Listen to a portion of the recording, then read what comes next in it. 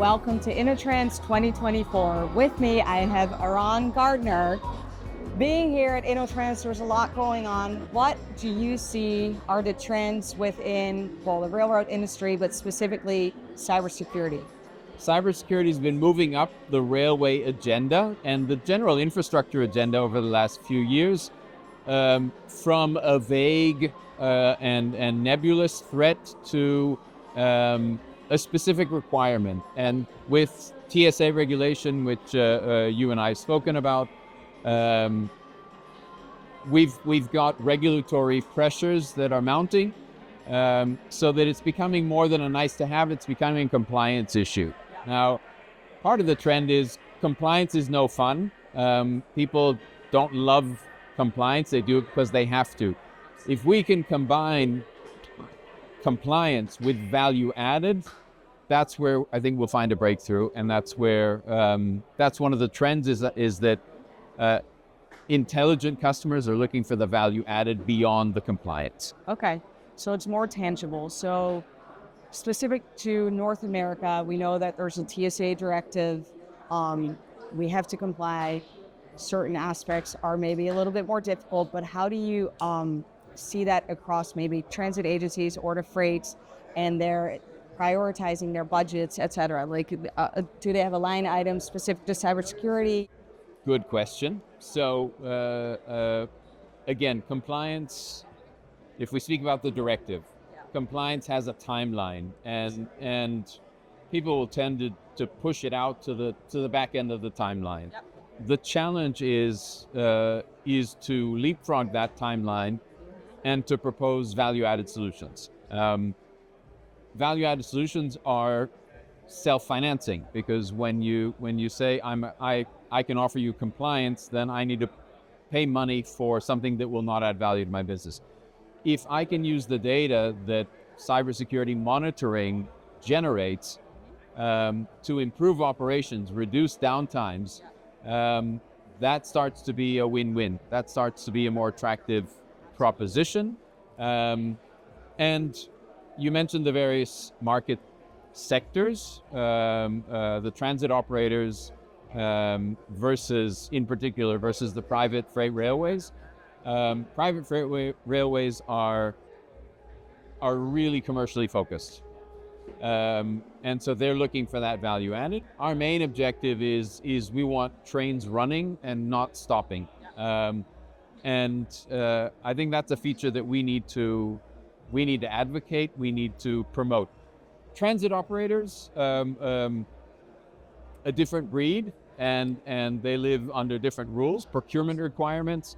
So Greenfield is 2, 3, 4, 5 years ahead as they write specifications, as they write tenders, as they go to market, as they procure.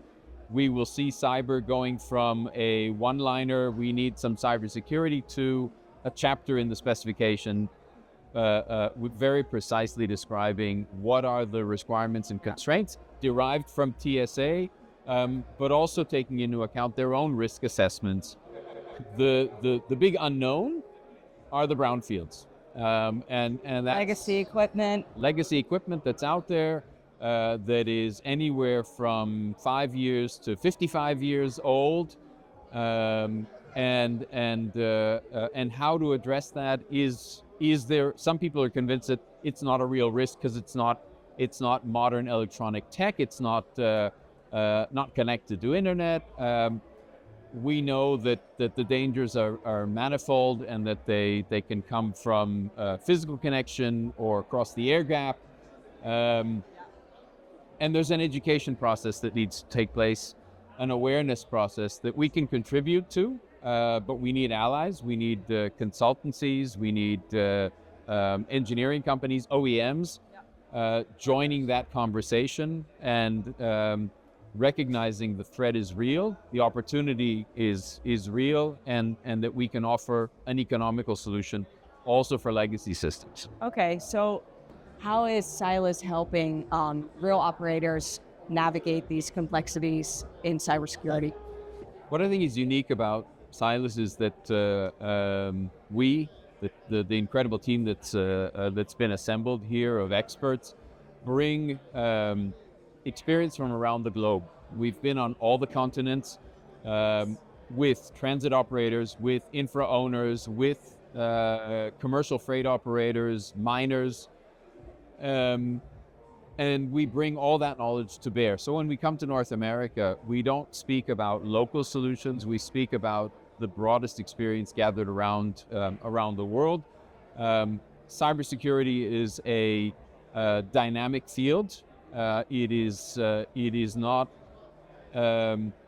doesn't fit the mold of a railway industry that is used to output from a factory that's going to remain unchanged or largely unchanged for 30 years life cycle. We speak about days, weeks, and months of change and the emerging threat profile and threat signatures. So I think that's what we bring. We bring the broad knowledge and expertise from operational deployments around the world, including in North America. And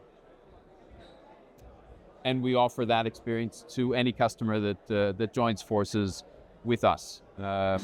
We remain a software producer. We have an off-the-shelf product that can be deployed immediately. But we bring the soft skills, the know-how, and are willing to tailor our partnership to each and every customer and what they need.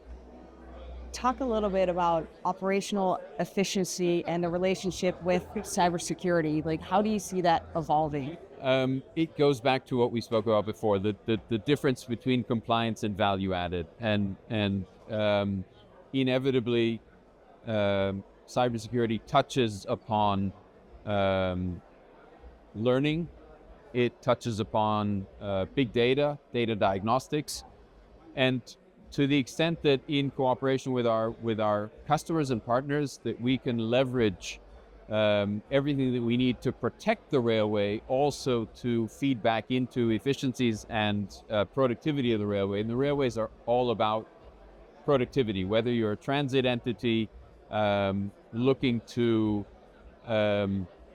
improve your cost recovery curve because you're always operating at a subsidy, you provide a public service, or whether you're a for-profit commercial railway, class ones in North America or other, you're looking for the value added, and every bit of efficiency, it comes a bit at a time. There's no silver bullet in the railway business. It is 99% transpiration and 1% inspiration, and we can be part of that trend. I think we can be part of that efficiency trend, using data to help operators understand their assets, understand the condition of their assets, make recommendations for both protection and for efficiency in the use of their assets. Well, Eran, this was a wonderful conversation. Thank you so much for sharing all your thoughts.